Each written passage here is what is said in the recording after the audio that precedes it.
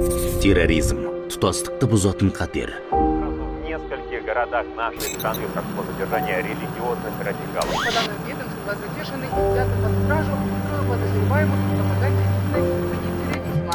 Біздің өңірінде терроризмді насихаттап қаржыландырған радикалдар ұсталды. По подозрению в пропаганде терроризма были задержаны 4 религиозных радикалов. Терроризм бүкіл адамзатқа, тұтас өркениетке қарсы жасалатын қатерлі қылмыс.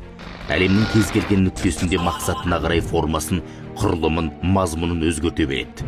Өзгермейтіні бейбіт ортаны бүлдірудің тәсілі ғана. Отқа оранған көп елдегі ахуалды сараласақ, әуелде дау әлеуметтік мәселелерден басталған. Оңтайлы сәтті қалт жібермейтін алпауыттар өзгелердің ішкі мәселесіне ашық араласа алмайды. Сондықтан сойқанның сценарийін сырттан сызады. Қолдан ағым жасап, қаржылай қолдап, қарумен қуаттайды. Сол жобаның алғы шебінде Абдуллох Зуфар сияқты небір шешендер шығып жүр.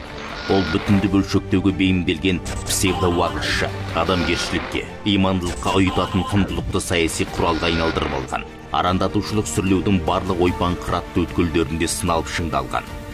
Діни терминдерді бұрмалап, содырлардың зорлық зомбылығын қашанда ақтап алады. Таяу шығыстан тынбай озбыр идеологиясын таратады. Сорақысы, көкірегі қараңғы тобыр әлі де сенеді. Көсемдерінің нені көксейтінін де түсінбейді. Әйтеуір ұрандата береді.